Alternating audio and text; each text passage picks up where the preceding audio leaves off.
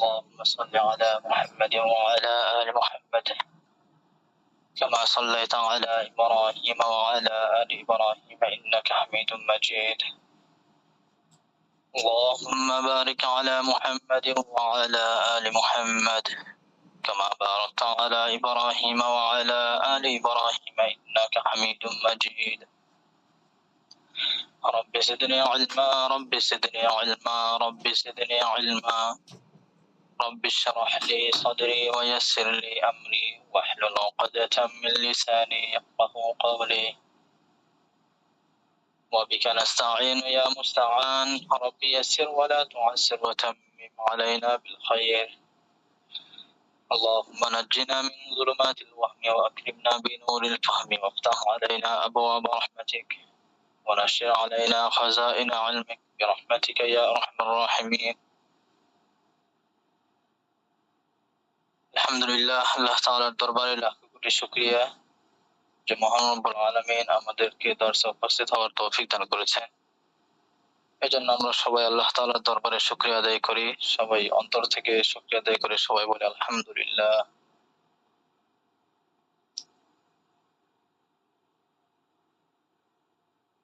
আপনারা সবাই কেমন আছেন?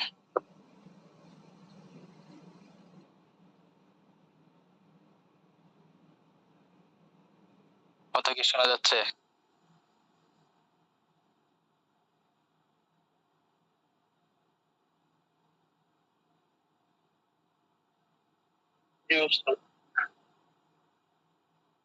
আলহামদুলিল্লাহ ভালো আছে। আপনি কেমন আছেন? আলহামদুলিল্লাহ, আল্লাহ তাআলা দয়া অনেক ভালো আছে আলহামদুলিল্লাহ। তো গত সবকটাকে পড়া হয়েছিল, পরবর্তীতে আর দেখার সুযোগ হয়েছিল কিনা? এমনি তো পড়া হয়েছে রাত্রে।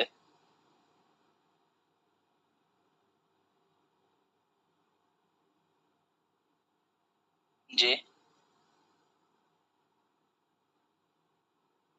কেউ কি শোনাইতে পারবেন পড়া ভাইদের মধ্যে?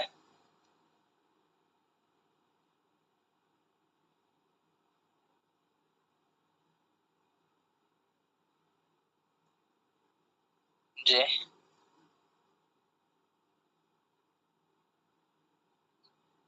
সবকটা পরবর্তীতে দেখার হয়েছিল কিনা বা কারো কোনো অস্পষ্টতা আছে কিনা? আর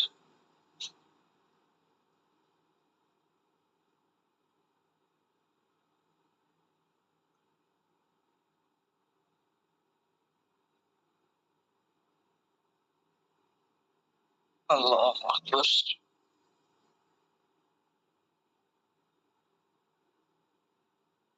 জি, কোনো ভাই কি আছেন পড়া শোনাতে পারবেন?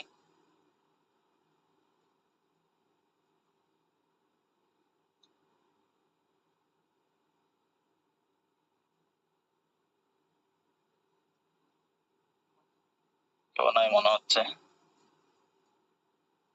আচ্ছা,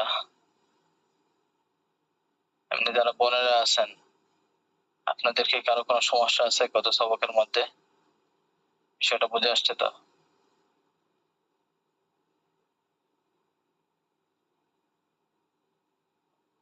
একজন ওই যে সাদা স্রাবের ব্যাপারে জিজ্ঞাসা করছিলেন। মূলত সাদা স্রাব এটা হাইজ নেফাস বা ইস্তেহাদার অন্তর্ভুক্ত হবে না। সাদা স্রাব এটা নাপাক। এটা যদি দীর্ঘ সময় থেকে পড়তে থাকে তাহলে সেটা মাজুরের হুকুমে হবে। আর মাজুর হওয়ার জন্য যে শর্ত, সে শর্ত পাওয়া গেলে মাজুর হবে, তাছাড়া মাজুর হবে না।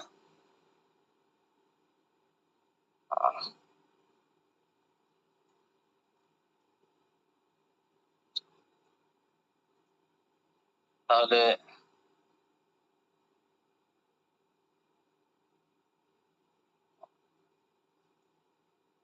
এবারটা একবার শুনলে।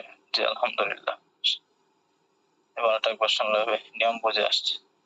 মাশাআল্লাহ, ওস্তাদ পড়াশোনার মতো হালতে নেই, আলহামদুলিল্লাহ বুঝে আসছে। আচ্ছা,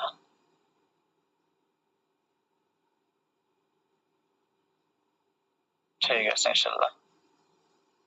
আর এখানে মূলত আমাদের গতকালকে যে সবকটা ছিল সেটা হলো যে মাদুর সাব্যস্ত হবে কখন, এর জন্য শর্ত কি। এরপরে দ্বিতীয় আলোচনা ছিল যে মাজুরের এই স্থায়িত্ব কতক্ষণ পর্যন্ত, এরপরে মাযুর থেকে বের হওয়ার শর্ত, এই তিনটা বিষয় আর কি। প্রথম ছিল ওয়ালা ইয়াসিরু মাযুরান, কোন ব্যক্তি মাযুর বলে সাব্যস্ত হবে না হাত্তা, যতক্ষণ না ইয়াস্তাওয়াইবাহুল উযরু ওয়াকতান কামিলান, যে ওই ব্যক্তিকে কোন একটা ওযর পূর্ণ সময়, অর্থাৎ নামাজের পূর্ণ সময় ব্যক্ত করেন, পূর্ণ সময় শামিল করে নেয়, এমন পূর্ণ সময় লাইসা ফিহি, যে সময়ের মধ্যে নেই ইনকিতাউন, ওই কারণটা ওই ওযরটা বন্ধ থাকে না, বিকদরিল উযুই ওয়াস সালাতি, ওযু এবং ফরজ নামাজ পরিমাণ সময়। অর্থাৎ মাযুর ওই সময় সাব্যস্ত হবে যখন ওই ওযরটা পূর্ণ সময় পাওয়া যাবে, এবং অথবা পূর্ণ সময় না হলেও শুধু এই পরিমাণ সময় বন্ধ ছিল যে সময়ের মধ্যে উযু করে নামাজ পড়া সম্ভব নয়। ওয়াহাযা শারতু সুবুতিহি, আর এটা অর্থাৎ এই পূর্ণ সময় পাওয়া যাওয়া অথবা পূর্ণ সময় না হলেও একটু সময় শুধু বন্ধ ছিল যে সময়ের মধ্যে উযু এবং নামাজ পড়তে পারবে না, এটা হলো ওযর প্রমাণিত হওয়ার শর্ত, অর্থাৎ একজন ব্যক্তি মাযুর হওয়ার জন্য শর্ত। ওয়াশারতু দাওয়ামিহি, আর এই ওযরের স্থায়িত্বের জন্য শর্ত হলো ওজুদুহু ফি কুল্লি ওয়াক্তিন বাদা যালিকা ওয়ালাউ মাররাতান, ওজুদুহু ওই ওযর পাওয়া যাওয়া, ফি কুল্লি ওয়াক্তিন প্রত্যেক সময়ে, অর্থাৎ প্রত্যেক নামাজের সময়, বাদা যালিকা এরপরে বলতে পুরো সময় পাওয়া যাওয়ার পর, মাযুর সাব্যস্ত হওয়ার পরে প্রত্যেক নামাজের সময় সেটা পাওয়া যাওয়া, ওয়ালাউ মাররাতান যদি একবার হয়। তাহলে এটা কিসের শর্ত? স্থায়িত্বের জন্য শর্ত। ওয়াশারতু ইনকিতাইহি, আর ওযর বন্ধ হয়ে যাওয়ার শর্ত, ওয়া খুরুজি সাহিবিহি, এটা মূলত খুরুজি অর্থাৎ শর্ত খুরুজি আর কি, ওয়া খুরুজি সাহিবিহি আন কাউনিহি মাযুরান, আর ওই ওযরগ্রস্ত ব্যক্তি মাযুর হওয়া থেকে বের হওয়ার শর্ত হলো হুলু ওয়াক্তিন কামিলিন আনহু, ওই ওযর থেকে পূর্ণ একটি সময় খালি থাকা, অর্থাৎ আমাদের পূর্ণ একটি সময়ের মধ্যে সেই ওযরটা না পাওয়া যাওয়া। এই ছিল মূলত তিনটা বিষয়। জি, এখানে আর কারো কোনো স্পষ্টতা আছে কিনা?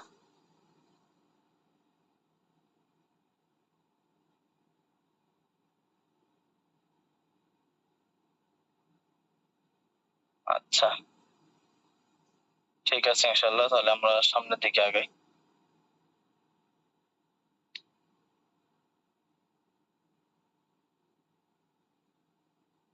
বাবুল আনজাসি ওয়াত তাহারাতি আনহা, এখান থেকে নতুন অধ্যায় শুরু হচ্ছে, তায়াম্মুমের অধ্যায়। উপরে যেটা ছিল সেটা তায়াম্মুম, মাযুরের অধ্যায় শেষ হইলো। তায়াম্মুম মাযুর অধ্যায় শেষ হয়ে যাওয়ার পরে এখন এখান থেকে নাজাসাত সম্পর্কে, নাপাকি সম্পর্কে আলোচনা শুরু করছে, এবং ওই নাপাকি থেকে কিভাবে পবিত্রতা অর্জন করা যাবে সে বিষয়ের অধ্যায়, সেই আলোচনা শুরু হচ্ছে এখান থেকে। বাবুল আনজাসি ওয়াত তাহারাতি আনহা, আনজাস এটা হলো নাজিসানের জামা, নাজাসানের জামা বহুবচন, নাজাসান হলো এক বচন আর এর বহুবচন হলো আনজাস।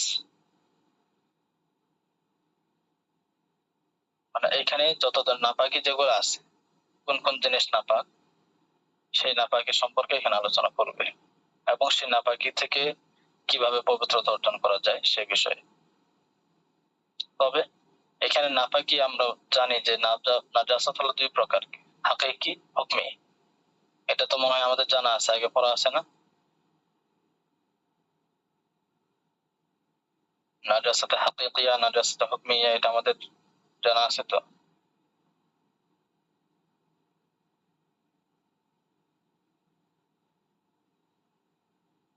জি, নাজাসাতে হুকমি কাকে বলা হয়?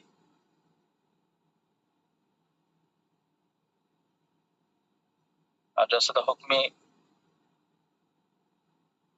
নাজাসাতে হুকমির দুই একটা উদাহরণ দেন তো, বা নাজাসাতে হুকমি কাকে বলা হয়?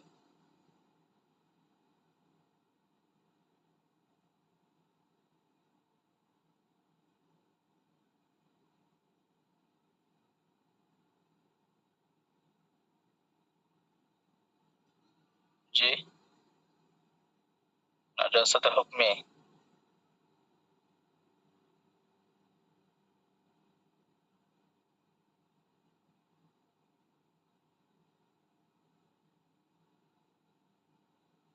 আর কি মনে আছে নাজাসাতে হুকমি কাকে বলা হয়?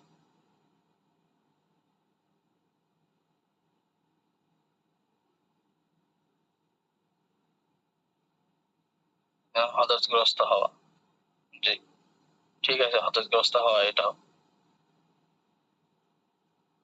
তবে এক কথা হলো নাজাসাতে হুকমি যে নাপাকি, যে হদসটা সেটা দৃশ্যমান না, কিন্তু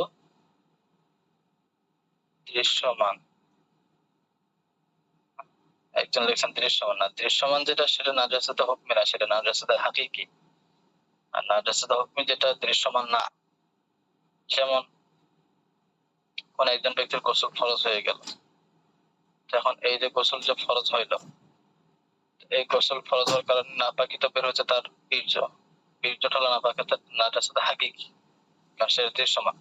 কিন্তু এর কারণে পুরো শরীর ধৌত করতে হবে, পুরো শরীর ধৌত করার যে বিধান, যে বলা হচ্ছে পুরো শরীরটা কেমন যেন এক ধরনের নাপাক হয়ে গেল, এইটা পুরো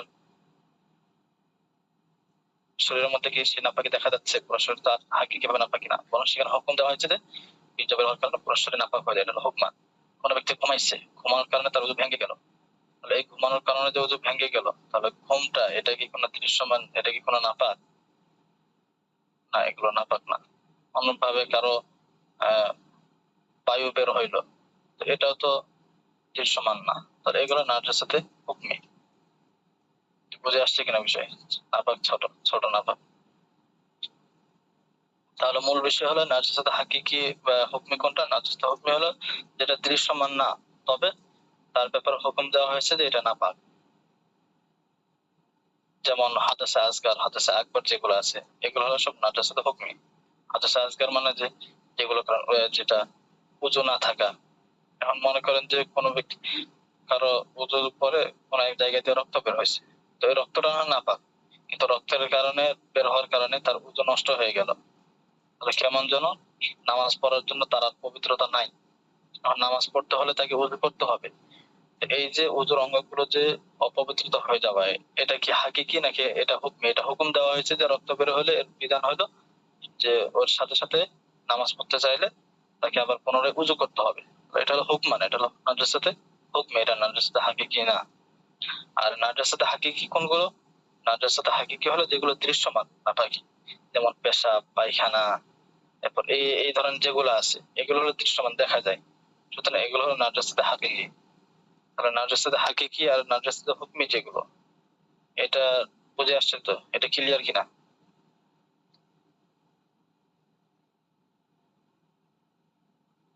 জি, জি ওস্তাদ, আচ্ছা, মাশাআল্লাহ। তাহলে এগুলো হলো নাজাসাতে হাকিকি আর নাজাসাতে হুকমি। তো আগে এখানে যে এখানে কোন ধরনের নাপাকি আলোচনা করবে? এখানে হলো নাজাসাতে হাকিকি আর আলোচনা এখানে করতেছেন, আর নাজাসাতে হুকমের আলোচনা আগে চলে গেছে।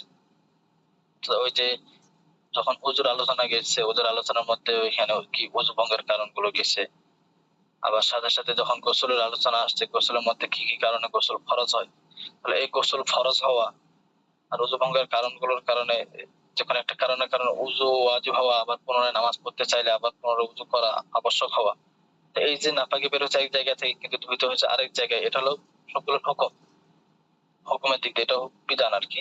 ঠিক ততভাবে গোসলের যে ফরজ, কি কি কারণে গোসল ফরজ হয়, এই আলোচনাগুলো তো আগে গেছে, আলোচনাগুলো গেছে না আগে শুরুর দিকেই?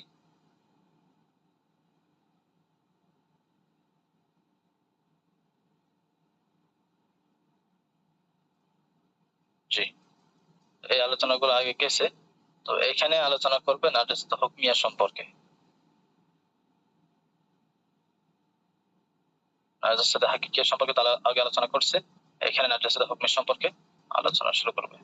আচ্ছা, তাহলে বাবুল আনজাসি ওয়াত তাহারাতি আনহা, তাহলে এখানে যদিও নাপাকি এটা ব্যাপক রাখছে, কিন্তু এখানে নাপাকি থেকে উদ্দেশ্য হলো নাজাসাতে হাকিকিয়া, নাজাসাতে হুকমিয়া, হুকমিয়া না, নাজাসাতে হুকমিয়ার আলোচনা তো আগে গেছে, এখানে নাজাসাতে হাকিকিয়ার আলোচনা এখান থেকে শুরু করতেছেন। জি, আচ্ছা, বাবুল আনজাসি ওয়াত তাহারাতি আনহা, নাপাক, নাজাসাতে হাকিকিয়া বা নাপাকি এবং ওই নাপাকি থেকে পবিত্রতার অধ্যায়। তানকাসিমুন নাজাসাতু ইলা কিসমাইনি, নাজাসাত হাকিকিয়া।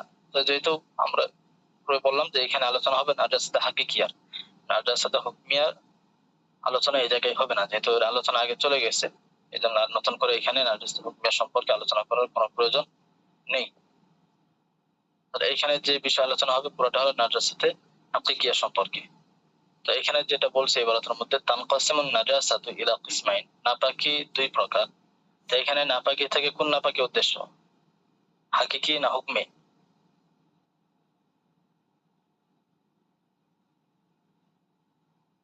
জি,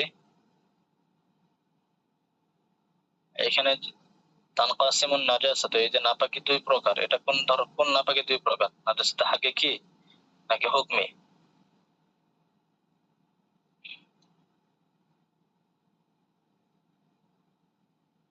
জি, বিষয়টা বুঝতেছেন কিনা?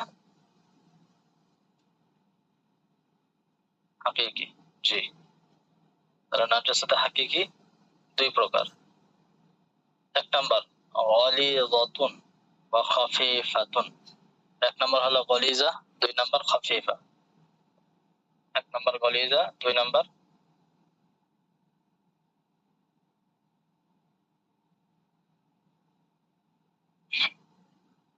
তাহলে নাজাসাতে হাকিকি দুই প্রকার, গলিজা এবং খাফিফা।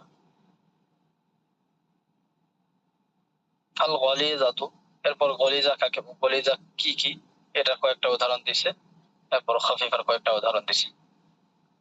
আচ্ছা, এখন আসি যে আসলে গলিজা কোনটা। নাজাসাতে গলিজা, গলিজা মানে হলো ভারী, আর খাফিফা মানে হালকা। গলিজা মানে ভারী আর খাফিফা মানে হালকা। তো নাজাসাতে গলিজা কোনটা আর খাফিফা কোনটা? তো এখানে মূলত নাজাসাতে গলিজা হইলো যেটা ইমাম আবু হানিফা রাহমাতুল্লাহ আলাইহি তিনি বলেছেন যে নাজাসাতে গলিজা কোনটা আর খাফিফা কোনটা। তো বলছেন নাজাসাতে গলিজা হলো যেটা নাপাক হওয়ার ব্যাপারে, যে জিনিসটা নাপাক হওয়ার ব্যাপারে দ্বিমুখী আলোচনা নেই, বরং তার নাপাকি হওয়াটা অকাট্য, অকাট্য দলিল দ্বারা প্রমাণিত, সেটা হলো নাজাসাতে গলিজা। আর কিছু জিনিস এমন আছে যেটা নাপাক হওয়ার ব্যাপারে দুই ধরনের কথা আছে, যে কিছু হাদিসের মধ্যে পাওয়া যায় যে সেটা নাপাক, আর অন্য কিছু হাদিসের মধ্যে পাওয়া যায় যে না ওই জিনিসটা পাক। যেটা পাক নাপাকের মধ্যে দুই ধরনের কথা আছে, দুই ধরনের হাদিস আছে, সেটা হলো নাজাসাতে খাফিফা। আর যেটা পাক নাপাকের ব্যাপারে দুই ধরনের হাদিস পাওয়া যায় না, বরং সেটা নাপাক, এটাই অকাট্য, সেটা হলো নাজাসাতে গলিজা। বুঝে আসছে বিষয়টা?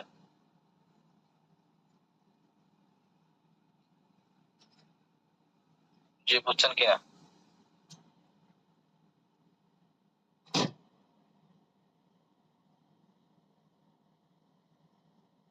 জি, বুঝেননি? আচ্ছা, গলিজা, আচ্ছা, মূলত নাজাসাতে গলিজা হইলো যেটা, যেটা জিনিসটা নাপাক, এটা তো অবশ্যই হাদিস দ্বারা প্রমাণিত, প্রমাণিত কিনা? তো যেটা হাদিস দ্বারা যে প্রমাণিত, এখন অনেক বিষয় এমন আছে যেটা পাক হওয়ার ব্যাপারেও হাদিস আছে, আবার না পাক হওয়ার ব্যাপারেও হাদিস আছে। তো যে জিনিসটা পাক নাপাক দুই ধরনের হাদিস পাওয়া যায়, সেক্ষেত্রে নাপাকিটা প্রাধান্য পেয়ে সেটা হলো নাজাসাতে খফিফা, অর্থাৎ হালকা। হালকা নাপাক কেন? যেটা এখানে পবিত্রতার ব্যাপারেও হাদিস আছে, এটা। আর যেটা পাক নাপাকের ব্যাপারে দুই ধরনের হাদিস না, বরং সেই জিনিসটা নাপাক, শুধু নাপাক সংক্রান্ত হাদিস পাওয়া যায়, ওই জিনিসটাতে পাক এই ধরনের কোনো হাদিস পাওয়া যায় না, এই ধরনের কোনো ইবারত পাওয়া যায় না কোরআন হাদিসে, তাহলে সেটা হলো নাজাসাতে গলিজা। বুঝছেন কিনা এবার?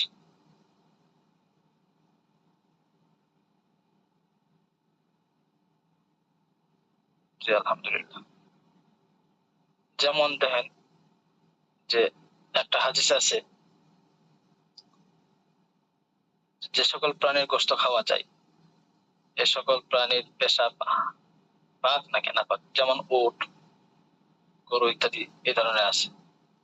যে এক হাদিসের মধ্যে আছে যে রাসূলুল্লাহ সাল্লাল্লাহু আলাইহি ওয়াসাল্লাম, এটা লম্বা হাদিস, এটা সামনে আসবে ইনশাআল্লাহ, যে মদিনার মধ্যে কিছু মানুষ আসছিল, মদিনার পরিবেশ তাদের অনুকূল না হওয়ায় রাসূলুল্লাহ সাল্লাল্লাহু আলাইহি ওয়াসাল্লাম তাদেরকে বললেন যে অনুকূল না, তারা অনেক অসুস্থ হয়ে গেছিল, পেটের সমস্যা হয়েছিল। তখন রাসূলুল্লাহ সাল্লাল্লাহু আলাইহি ওয়াসাল্লাম তাদেরকে বললেন যে তোমরা অমুক জায়গায় যাও, সেখানে তোমরা যে উটের পেশাব তোমরা খাবা। তো তাদেরকে উটের পেশাব খাইতে বলছে। এখন একটা কথা হলো যে যেটা নাপাক, নাপাকের মধ্যে তো কোনো ধরনের শেফা নাই বা নাপাক তো খাওয়ার কোনো বৈধতা নেই। তাহলে যখন রাসূলুল্লাহ সাল্লাল্লাহু আলাইহি ওয়াসাল্লাম তাদেরকে উটের পেশাব খেতে বললেন, অবশ্যই সেটা পাক, কারণ এটা পাক হওয়ার ব্যাপারে হাদিস পাওয়া গেল। অপরদিকে আবার অন্য হাদিসের মধ্যে আছে ইস্তানজিহু মিনাল বাউল, তোমরা পেশাব থেকে বিরত থাকো, কেননা ফাইন আম্মাত আযাবিল কবরি মিনহু, কবরের আযাব সাধারণত পেশাবের কারণে হয়ে থাকে, অর্থাৎ পেশাবের সতর্কতা না হওয়ার কারণে অনেক সময় কবরের আযাব হয়ে থাকে। তাহলে এই হাদিস দ্বারা বোঝা যাচ্ছে যে পেশাব হলো নাপাক। তাহলে এই যে এখানে পেশাবটা ব্যাপক বলছে, যে এখানে বলেনি যে যেটা গোশত খাওয়া যায় বা খাওয়া যায় না এই ধরনের কোনো কথা না, বরং ব্যাপক রাখছে যে সব ধরনের পেশাব থেকে বিরত থাকো। তাহলে এর দ্বারা বোঝা যাচ্ছে যে পেশাব নাপাক। তাহলে এখানে যে উটের পেশাব হোক বা যে সকল প্রাণীর গোশত খাওয়া যায় এই ধরনের প্রাণীর পেশাব পাক না নাপাক দুই ধরনের হাদিস আছে। তবে যে নাপাকি যেটা এটাই বেশি প্রাধান্য পাবে, বিভিন্ন কারণে প্রাধান্য পাবে।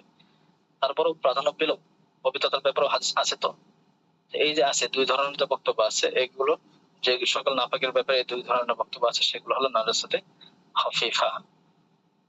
আর যেগুলোর ব্যাপারে যেমন এই যে এখানে আছে যে মদ, প্রবাহিত রক্ত, মৃত মানুষের গোশত, এগুলোতে নাপাক, এগুলো অকাট্য প্রমাণ দ্বারা, অকাট্য হাদিস দ্বারা এটা প্রমাণিত। এটা পাক হওয়ার ব্যাপারে পবিত্রতার পক্ষে কোনো ধরনের হাদিস নাই। সুতরাং এগুলো হলো নাজাসাতে গলিজা। বুঝছেন কিনা বিষয়টা? ক্লিয়ার হয়েছে কি?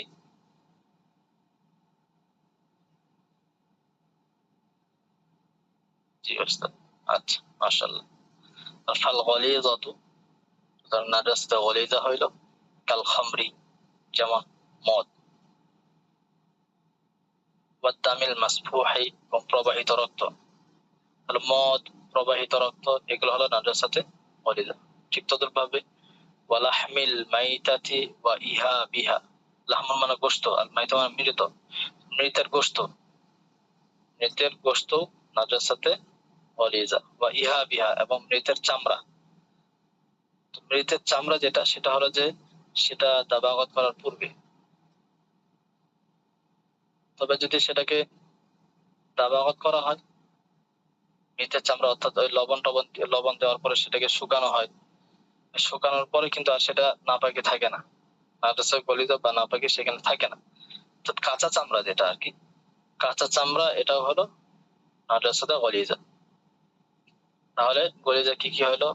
কাল খামরি, যেমন মদ, ওয়াদামিল মাসফুহি, প্রবাহিত রক্ত, ওয়ালাহমিল মাইতাতি, মৃতের গোশত, ওয়া ইহাবিহা, এবং তার চামড়া। তার চামড়া বলতে কাঁচা চামড়া। তবে ওটাকে যদি ওই শুকানো হয় লবণ দিয়ে, পরবর্তীতে সেটাকে যেভাবে প্রসেসিং করে আর কি, এটা করার পরে আর সেটা নাপাক থাকে না, সেটা পাক হয়ে যায়। এরপরে ওয়া বাউলি মা লা ইউকালু, ওয়া বাউলি মা, ও সকল জিনিসের পেশাব, ও সকল প্রাণীর পেশাব, লা ইউকালু যেগুলোর গোশত খাওয়া যায় না। লা ইউকালু মানে লা ইউকালু লাহমু, অর্থাৎ যে সকল প্রাণীর গোশত খাওয়া যায় না, জায়েজ নেই, সেগুলোর পেশাব, এটা হলো নাজাসাতে গলিজা। যেমন মানুষের পেশাব, মানুষের গোশত খাওয়া যায় না, তো মানুষের পেশাব হলো নাজাসাতে গলিজা। তো এক্ষেত্রে একটা বিষয় খেয়াল রাখতে হবে যে মানুষের পেশাবের ক্ষেত্রে যেটা আসে, এখানে তো সাধারণত মানুষের পেশাব থেকে তো এটা সবাই পরহেজ থাকার চেষ্টা করে। তবে বড় সমস্যা দেখা যায় সেটা হলো ছোট বাচ্চাদের পেশাবের মধ্যে। ছোট বাচ্চা অনেক সময় এমন আছে যে মাত্র 1 মাস বা কয়েকদিন তার বয়স হয়েছে, এই ধরনের ছোট বাচ্চাদের পেশাব থেকে অনেক সময় মায়েরা বা যেহেতু ঘন ঘন অনেক সময় পেশাব করে, তো অনেকেই এগুলো থেকে পরহেজ করাটা অনেক মুশকিল হয়ে যায় বা অনেকে করে থাকেন না। তবে তো এই ক্ষেত্রে খেয়াল রাখতে হবে যে ছোট বাচ্চার যে পেশাব, এই পেশাবটাও কিন্তু নাপাক, এটা থেকেও বিরত থাকতে হবে। এই পেশাবটাও কাপড়ে লাগলে যদি 1/4 বেশি লেগে থাকে কাপড়ে, তাহলেও সেটা নাপাক, সেটা ধৌত করতে হবে। এখন মূলত ছোট বাচ্চার যে পেশাব, ছোট বাচ্চার পেশাবের ব্যাপারে এটা যে নাপাক, এ ব্যাপারে কারো দ্বিমত নাই। তবে শুধুমাত্র একটা বিষয় আছে যে যে বাচ্চা মায়ের বুকের দুধ ছাড়া অন্য কিছু এখনো পান করেনি, অর্থাৎ দুনিয়ার সে অন্য কিছু পান করে না, শুধু বুকের দুধে পান করছে, এ সকল বাচ্চাদের পেশাব নাপাক এটা একমত। তবে সেটা নাপাকিটা কিভাবে দূর করা হবে এই ব্যাপারে মতানৈক্য আছে। কেউ বলছেন যে শুধু হালকা করে পানি ছিটা দিলেই হবে, কেউ বলছেন না ভালো করে ধৌত করতে হবে।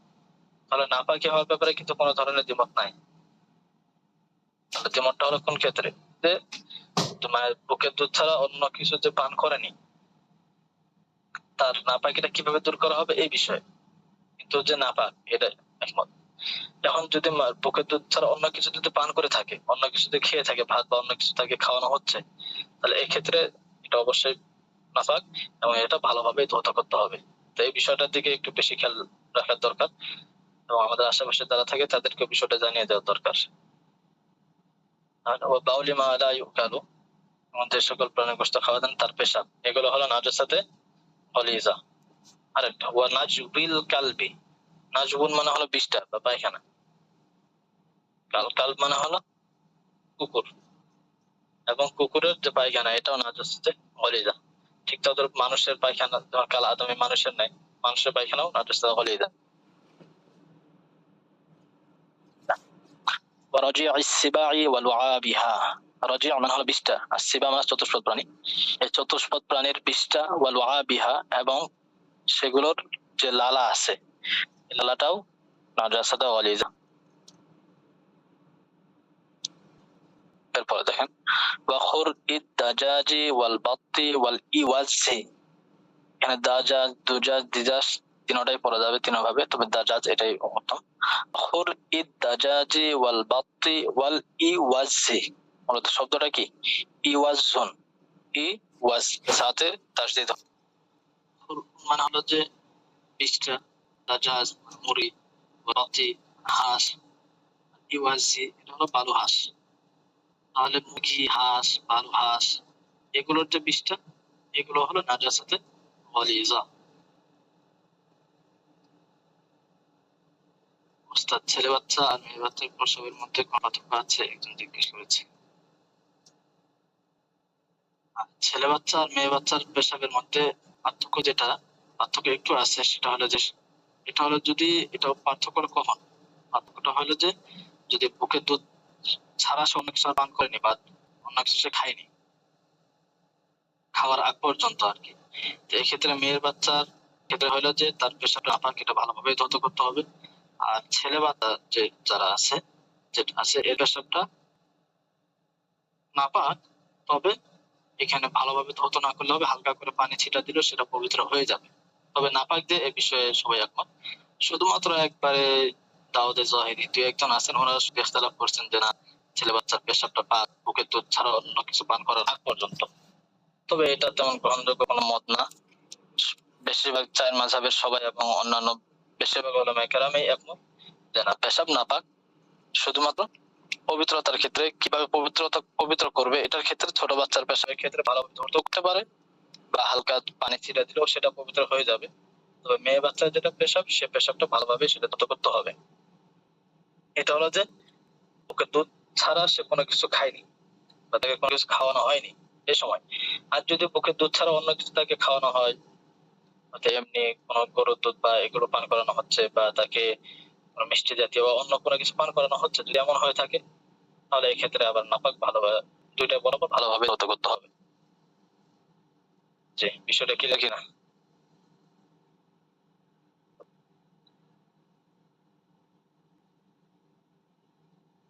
আচ্ছা, মাশাআল্লাহ।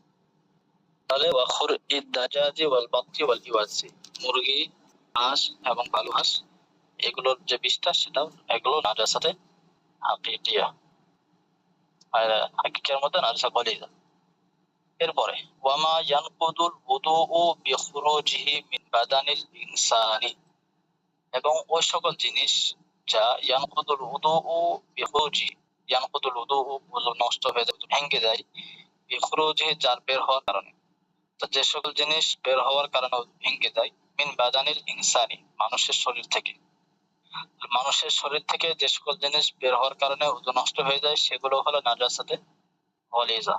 অর্থাৎ যে আমরা ওযু ভঙ্গের কারণ যেগুলো পড়ছি এগুলো যেগুলো আছে এগুলো নাজাসাতে গলিদা। যেমন ওযু ভঙ্গের কারণ আছে যে মুখ ভরে বমি করা। তো মুখ ভরে বমি করলে এই যে মুখ ভরে বমি যেটা সেটা হবে নাজাসাতে গলিদা। আর যদি মুখ ভরে না হয় তাহলে সেটা নাজাসাতে গলিদা হবে না, খফিফা হবে। ঠিক ততভাবে পেশাব পায়খানা নাজাসাতে গলিদা। তবে এখানে যদিও এটা ব্যাপকভাবে বলছে যে যেগুলো বের হওয়ার কারণে ওযু ভেঙে যায় সেগুলো নাজাসাতে গলিদা, তবে এখানে ততটা ব্যাপক নাই, দুই একটা এখানে খাস আছে। যেমন মনে করেন যে বায়ু যেটা আছে, তো বায়ু বের হওয়ার কারণে তো ওজন নষ্ট হয়ে যায়, কিন্তু বায়ু এটা নাজাসাতে গলিজা না। অর্থাৎ এই যদি বায়ুটা নাজাসাতে গলিজা হয়তো তাহলে এই বাতাসটা যদি কোনো কাপড়ের মধ্যে লাগে তাহলে কাপড়টা নাপাক হয়ে যেত। মূলত এখানে বায়ু যেটা আছে এটা নাজাসা গলিজা না, কারণ সেটা পবিত্র, বাতাসটা পবিত্র, তবে ওটা বের হওয়ার কারণে ওজন নষ্ট হয়ে যাবে। ঠিক তদ্রুপভাবে যে ঘুমের কারণে তো মানুষের ওজন নষ্ট হয়ে যায়। তো মূলত ঘুম যেটা, এই ঘুম তো এটা তো কোনো দৃশ্যমান না, তো ওটা তো নাজাসা হাকিকার মধ্যেই আসবে না। তো নাজাসাত হাকিকার মধ্যে না আসলে সেটা কলিজা বা খফিফা তো এটা পরের বিষয়। আগে নাজাসাত হাকিকিয়া হলে তো পরে কলিজা বা খফিফা হবে। তো ঘুম যেটা, ঘুম তো এটা নাজাসাত হাকিকিয়া না, ওটা দৃশ্যমানই না। সে বায়ু একই অবস্থা। আর যদি ব্যাপক বলছে এটা হলো যে যেগুলো দৃশ্যমান, যেমন পেশাব আছে, পায়খানা আছে, রক্ত আছে, ঠিক তো মুখ ভরে বমি, এইগুলো আর কি যেগুলো দৃশ্যমান, এগুলো যদি মানুষের শরীর থেকে বের হয়, যেগুলো বের হওয়ার ওজন নষ্ট হয়ে যায়, এগুলো হলো নাজাসাতে হাকিকিয়া। হাকিকিয়ার মধ্যে নাজাসাত গলিজা। যে বিষয়টা বুঝছেন কিনা?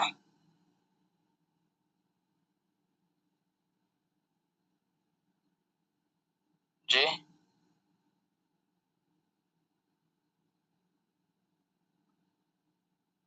আরো কি কোনো অস্পষ্টতা আছে? আচ্ছা, মাশাআল্লাহ। তাহলে ওয়ামা ইয়ানকুদুল wudu'u বিখুরুজিহি মিন বাদানিল ইনসানি, ওয়ামা ইয়ানকুদুল wudu'u বিখুরুজিহি, এবং ওই সকল জিনিস যেগুলো বের হওয়ার কারণে ওযু ভেঙে যায়, মিন বাদানিল ইনসানি, মানুষের শরীর থেকে। আর এগুলো সবগুলো হলো কি নাজাসাতে গলিজা। তাহলে নাজাসাতে গলিজা আমরা কি কি পেলাম? কাল খামরি, মদ, ওয়া দামিল মাসফুহি, প্রবাহিত রক্ত, ওয়া লাহমিল মাইতাতি, মৃতের গোশত, ওয়া ইহাবিহা, এবং তার চামড়া, তাতে এটা কাঁচা চামড়া আর কি। ও বাউলি মা লা ইউকালু, যে সকল প্রাণীর গোশত খাওয়া জায়েজ নাই, খাওয়া যায় না, সেগুলোর পেশাব। ও নাজবিল কালবি, এবং কুকুরের পায়খানা। ও রজি'ইস সিবাই ওয়া লুআবিহা, চতুষ্পদ প্রাণীর বিষ্ঠা এবং তার লালা। ও খুরইদ দাজাজি ওয়াল বাত্তি ওয়াল ইওয়াজি, মুরগি, হাঁস এবং বালু হাঁসের বিষ্ঠা। ওয়ামা ইয়ানকুদুল wudu'u বিখুরুজিহি মিন বাদানিল ইনসানি, ওই সকল জিনিস যেগুলো বের হওয়ার কারণে ওজন নষ্ট হয়ে যায় মানুষের শরীর থেকে, যেগুলো মানুষের শরীর থেকে বের হওয়ার কারণে ওজন নষ্ট হয়ে যায়, এই সবগুলোই হলো নাজাসাতে গলিজা। এরপরে খফিফার আলোচনা করতেছে। ওয়া আম্মাল খফিফাতু, আর নাজাসাতে খফিফা হলো, আর হাকিকিয়াত যে দ্বিতীয় প্রকার খফিফা, খফিফা কি? হাকা বাউলিল ফারাসি, যেমন ফারাস মানে হলো ঘোড়া, ঘোড়ার উট, সেটা হলো যেমন কিসের, না, ঘোড়ার পেশাব, আফওয়ান। হাকা বাউলিল ফারাস, বাউল মানে হলো পেশাব, আল ফারাস মানে হলো ঘোড়া। খাফিফা যেমন ঘোড়ার পেশাব। ওয়াকাযা বাউলু মা ইউকালু লাহমুহু, তদ্রূপ যে সকল প্রাণীর গোশত খাওয়া যায়, হালাল প্রাণীর পেশাব, হালাল প্রাণীর পেশাব, যে সকল প্রাণীর গোশত খাওয়া জায়েজ আছে সেগুলোর পেশাব, এটা হলো নাজাসাতে খাফিফা। আর যে সকল প্রাণীর গোশত খাওয়া যায় না সেগুলোর পেশাব আবার কি? নাজাসাতে গলিজা। আর যেগুলোর খাওয়া যায়, এ সকল প্রাণীর গোশতের পেশাব, এ সকল প্রাণীর যে পেশাব আছে, এই পেশাবের বিধান হলো নাজাসাতে খাফিফা। যেমন উট আছে, গরু, ছাগল ইত্যাদি, এগুলোর যে পেশাব, এই পেশাবটা হলো নাজাসাতে খাফিফা। বুঝছেন? মশলাটা বুঝে আসছে কি? আল্লাহু আকবার।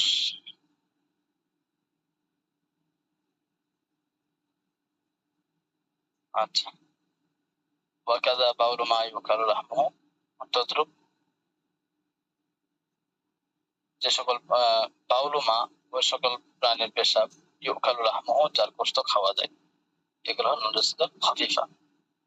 ওয়া খুরই তায়রিন লা ইউকালু, তায়র মানে হলো পাখি। ওয়া খুরউ তায়রিন, এমন পাখির বিষটা লা ইউকালু, যেগুলো খাওয়া যায় না। যে সকল পাখির গোশত খাওয়া যায় না, সকল পাখির বিষটা যেগুলো আছে এগুলো হলো নাজাসাতে খাফিফা। তবে কিছু পাখি আবার এমন আছে, যেমন চিল ইত্যাদি, এগুলোর আবার বিষটা কিন্তু নাজাসাতে গলিজা।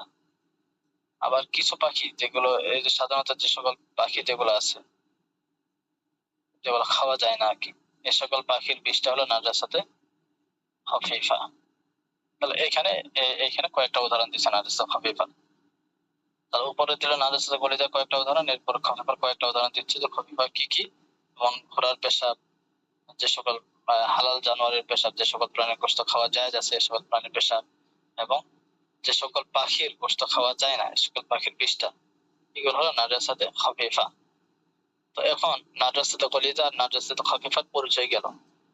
এই পরিচয় দেওয়ার পরে এখন এগুলোর বিধান বর্ণনা করতেছে যে কোন জায়গায় যদি নাজাসাতে গলিজা লেগে যায়, তো অল্প নাপাকি লাগলে কি কাপড়টা নাপাক হয়ে যাবে, নাকি কিছুটা ক্ষমাযোগ্য পরিমাণ আছে কিনা এক্ষেত্রে, তো এই বিষয়ে আলোচনা করতেছে। ওয়াফিয়া, ওফিয়া মানে হলো ক্ষমাযোগ্য, মাফ করা হয়েছে। কদরুদ দিরহামি, দিরহাম পরিমাণ। মিনাল মুগাল্লাদাতি, মুগাল্লাদা মানে নাজাসাতে গলিজা থেকে। নাজাসাতে গলিজা যেটা আছে, নাজাসাতে গলিজা থেকে 1 দিরহাম পরিমাণ, এটা হলো মাফ। 1 দিরহাম পরিমাণ এটা ক্ষমাযোগ্য। অর্থাৎ কোন জায়গায় যদি নাজাসাতে গলিজা লেগে যায়, যেগুলো নাজাসাতে গলিজা যেগুলো গেছে একে উপরে, যে নাজাসাতে গলিজা যদি কোনো জায়গায় লেগে যায়, সেটা যদি 1 দিরহামের থেকে কম হয় বা 1 দিরহাম পরিমাণ হয়, তাহলে এটা মাফ। এটার কারণে পুরো কাপড়টা বা শরীরটা নাপাক হবে না। তবে যদি 1 দিরহামের থেকে বেশি লেগে যায়, তাহলে এক্ষেত্রে নাপাক হয়ে যাবে। সেটা ওই নাপাকিটা দূর করা ছাড়া নামাজ পড়লে নামাজ আদায় হবে না। এখন কথা হলো যে দিরহাম, 1 দিরহাম পরিমাণ বলছে, 1 দিরহাম পরিমাণ ক্ষমাযোগ্য। এখন এই দিরহামের পরিমাণ, এটা কতটুকু, দিরহামের যে পরিমাপটা কত, এই ক্ষেত্রে হলো যে 1 দিরহাম পরিমাণ যে মাফ। এখন এর মধ্যে কিন্তু কিছু আছে নাজাসা কলিজার মধ্যে, যেটার আলাদা, যে নাপাকিটা শরীর বিশিষ্ট শরীর আছে, আর কিছু আছে যে না সেটা শরীর বিশিষ্ট না। যেমন পায়খানা, যেটা এটা কিন্তু শরীর আছে আলাদা। আর ওই দিক দিয়ে পেশাব, এটা কিন্তু কোনো জায়গার মধ্যে লাগলে সেটা ভিজে যায়, সেটা আলাদা শরীর না, সেটা ভিজে গেলে শুধু ভিজাটা দেখা যায়, কিন্তু ওই যে পেশাব যেটা, ওটা আলাদা ভাবে ওর শরীর দেখা যায় না। তাহলে যদি ওই নাজাসা গলিজা যেটা, এটা যদি শরীর বিশিষ্ট হয়, তাহলে এই ক্ষেত্রে দিরহামের ক্ষেত্রে এর যে ওজনের এতেবার, অর্থাৎ ওজনটা লক্ষণীয়। আর যদি ওটা শরীর বিশিষ্ট না হয়ে থাকে, যে নাজাসা গলিজা যেটা আছে ওটা যদি শরীর বিশিষ্ট না হয়ে থাকে, তাহলে এই ক্ষেত্রে এর যে 1 দিরহাম, এটার পরিমাণটা, এই পরিমাণের এতেবার। তাহলে একটা হলো যে যদি শরীর বিশিষ্ট হয়, ওজনটা লক্ষণীয়, ওজনটা লক্ষ্য করা হবে। 1 দিরহামের যে ওজন, 1 দিরহাম এমনি কত গ্রাম হয় সে গ্রামটা হবে। 1 দিরহামের গ্রাম হয় মূলত সাধারণত 3 গ্রামের মতো আর কি, 3.06 গ্রাম। 1 দিরহাম সমান সমান 3.06 গ্রাম। বুঝে আসছে? 1 দিরহাম সমান সমান কত? 3.06 গ্রাম। এখন এটার পরিমাণ যদি 3 গ্রাম হয়, 3 গ্রাম হয় আর কি, যে পরিমাণ নাপাকি লাগছে এটা যদি 3 গ্রাম হয়ে থাকে, তাহলে মাফ। 3 গ্রামের বেশি যদি হয়, তাহলে সেটা মাফ না, সেটা নাপাক হলে সেটা ধত করতে হবে, সেটা দূর করতে হবে নাপাকিটা। এটা হলো যে যে শরীর বিশিষ্ট হয়। আর যদি শরীর বিশিষ্ট না হয়ে থাকে, তাহলে পাতলা হয় আর কি, যদি পাতলা হয়ে থাকে, তাহলে এই ক্ষেত্রে দিরহামের যে ওজনটা না, বরং একটা দিরহামের সাধারণত দূরত্ব যে একটা, এটা তো মূলত গোলাকার, এই গোলাকারটা যে পরিমাণ সেই পরিমাণটা। তো এটা মূলত কত, এটা সহজে বোঝার জন্য যে হাতের তালুর যে গভীরতা আছে, আমাদের হাতের তালুর যে গভীরতা আছে এই গভীরতা পরিমাণ। অর্থাৎ এটা মূলত আমাদের দেশের মধ্যে ওই যে 5 টাকার কয়েন বা 2 টাকার কয়েন যেগুলো আছে, 5 টাকার কয়েন গুলো আছে, এই কয়েন এই পরিমাণ আর কি। এই পরিমাণ যদি হয়ে থাকে তাহলে মাপ, এর চেয়ে বেশি হলে মাপ না, বরং সেটা দূর করতে হবে। বুঝে আসছে কি? অস্পষ্টতা আছে কিনা কারো? জি,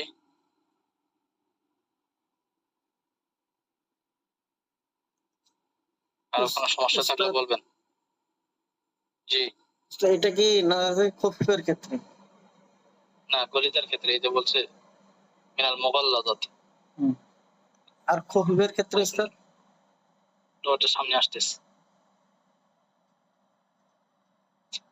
এই যে বলছেন বুঝি না, যে শরীর বিশিষ্ট না হলে বুঝি না। আচ্ছা, শরীর বিশিষ্ট না হইলে ওই সময় কিন্তু মাসালা হলো যে যদি শরীর বিশিষ্ট না হয় তাহলে হাতের তালুর যে গভীরতা আছে এই গভীরতা পরিমাণ মাপ, এর চেয়ে বেশি লাগলে সেটা মাপ না, সিদ্ধ করতে হবে।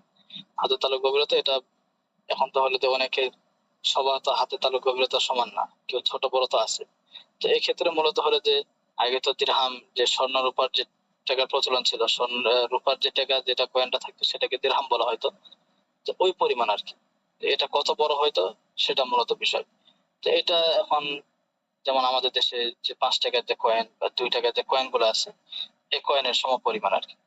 এই পরিমাণ হলে মাফ, এর চেয়ে যদি বেশি লেগে যায় নাপাকিটা তাহলে সেটা মাফ না। কোনো পেশাব হয়তো কোনো লুঙ্গিতে বা কোনো জায়গায় লাগছে কাপড়ের মধ্যে, তো শুধু এক ফোঁটা লাগছে, এটা বেশি ছড়াই যায়নি, শুধু অল্প জায়গার মধ্যে, তাহলে এটা মাফ। কিন্তু যদি ওটা এই যে কয়েন, যেটা কয়েনের পরিমাণের থেকে যদি বেশি লেগে যায় আর ছড়াই দেয় বেশি জায়গায়, তাহলে সেটা মাফ হবে না, বরং সেটা ওই সময় ধৌত করতে হবে, তাছাড়া ওই কাপড় দিয়ে নামাজ হবে না। এবার বুঝছেন কিনা? বুঝতে পেরেছি, আচ্ছা মাশাআল্লাহ। তাহলে ওয়াফিয়া কদরু দিরহামি মিনাল মুগাল্লাযা, নাজাসাত বলিজা থেকে 1 দিরহাম পরিমাণ, যেটা এটা হলো ক্ষমাযোগ্য। তাহলে 1 দিরহাম বা এর থেকে কম যদি লেগে থাকে তাহলে সেটা ক্ষমাযোগ্য, আর যদি 1 দিরহামের থেকে বেশি লেগে যায় তাহলে সেটা ক্ষমাযোগ্য না। এটা গলিজার ক্ষেত্রে। আর খফিফার ক্ষেত্রে হলো ওয়ামা দুনা রুবাই সাউবি আবিল বাদানি মিনাল খফিফাতি। আর নাজাসাত খফিফা হলো যে কাপড় অথবা শরীরের 1/4 কম লাগা, কম লাগলে ক্ষমাযোগ্য। 1/4 যদি কম লেগে থাকে তাহলে ক্ষমাযোগ্য, আর যদি 1/4 বেশি লেগে যায় তাহলে সেটা ক্ষমাযোগ্য না। যেমন মনে করেন যে এখন এখানে কাপড়ের 1/4, এখানে কাপড়ের 1/4 দ্বারা কি পুরো কাপড়ের 1/4 নাকি? এখানে মূলত উদ্দেশ্য হলো যে পুরো কাপড়ের 1/4 না, বরং কাপড়ের যে প্রত্যেকটা আলাদা আলাদা একটা অংশ থাকে। যেমন একটা থাকে যে মনে করেন আহ নিচের একটা অংশ থাকে, আবার জামার মধ্যে হাতা একটা অংশ থাকে, হাতল যেটা হাতা, এরপরে সামনের পিছনের, সবগুলো তো আলাদা আলাদা থাকে, সামনের দিকটা পিছনের দিকটা। এখন এটার মধ্যে প্রত্যেকটা যে অংশ যেটা আর কি, প্রত্যেকটা আলাদা আলাদা যেটা আছে, যেমন একটা কথার কথা হাতা, কারণ হাতার মধ্যে নাপাকি লাগছে, তো এটা যদি 4 ভাগের 1 ভাগ অর্থাৎ 1/4 কম লেগে থাকে তাহলে ক্ষমা মাফ, আর যদি 1/4 বা এর চেয়ে বেশি লেগে থাকে তাহলে সেটা মাফ হবে না। ঠিক তদ্রুপ শরীর, শরীর বলতে এখানে পুরো শরীর না, বরং শরীরের যে অংশ আছে যেমন হাত, মাথা, পা, পেট, পিঠ, এগুলো প্রত্যেকটা আলাদা আলাদা। তো কারো মনে করেন যে হাতের মধ্যে নাপাকি লাগছে, তাহলে হাতের যদি 4 ভাগের 1 ভাগের কমে লেগে থাকে তাহলে মাফ। মাফ মানে এই অবস্থায় নামাজ পড়লে নামাজ হয়ে যাবে, তবে ধুয়ে নেওয়াটা ভালো। আর যদি 1/4 পরিমাণ অথবা এর চেয়ে বেশি নাপাকি লেগে থাকে তাহলে সেটা মাফ না, সেটা ক্ষমাযোগ্য না, বরং এটা ওই নাপাকি থাকা অবস্থায় নামাজ পড়লে নামাজ হবে না, বরং সেটা দূর করতে হবে। এটা হলো নাজাসাত খফিফার ক্ষেত্রে। তাহলে নাজাসাত খফিফার ক্ষেত্রে কাপড় অথবা শরীরের 1/4 কম যদি হয়ে থাকে তাহলে সেটা ক্ষমাযোগ্য, মাফ। আর যদি 1/4 বা এর চেয়ে বেশি লেগে থাকে তাহলে সেটা মাফ না। বুঝছেন? সেটা বুঝে আসছে কিনা? জি, সময় আমাদের শেষ হয়ে গেছে, একটু তাড়াতাড়ি বলবেন। জি উস্তাদ। জি।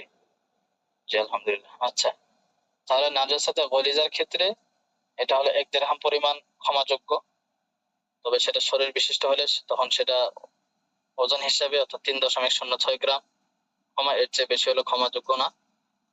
আর যদি পাতলা হয়ে থাকে, শরীর বিশিষ্ট না হয়ে থাকে, তাহলে দিরহামের যে আয়তন যেটা আর কি আছে, এটা মূলত আমরা ধরে নিতে পারি আমাদের দেশে 5 টাকার যে কয়েন আছে এই পরিমাণ। এটা নাজাসাতে গলিজার ক্ষেত্রে। আর নাজাসাতে খফিফার ক্ষেত্রে হলো যে কাপড়ের অথবা শরীরের যদি 1/4 কম লেগে থাকে, অর্থাৎ যেখানে নাপাকিটা লাগছে ওইটার যে পরিমাণ, ওইটা যদি 1/4 কম হয়ে থাকে, নাপাকি লেগে থাকে, তাহলে সেটা ক্ষমাযোগ্য। আর যদি 1/4 বা এর চেয়ে বেশি জায়গা নিয়ে ওই নাপাকিটা লেগে থাকে, তাহলে সেটা ক্ষমাযোগ্য না, বরং সেটা দূর করতে হবে, তাছাড়া নামাজ হবে না। আচ্ছা, এরপরে ওটার সামনে সময়টা শেষ হয়ে গেছে। তাহলে আজকের যে বিষয়টা, আজকে মূলত কয়টা বিষয় গেল?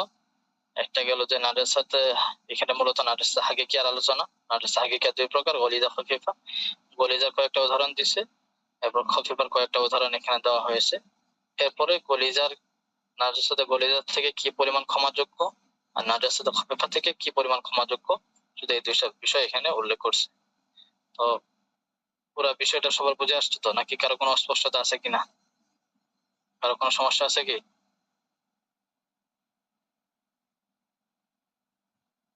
জি।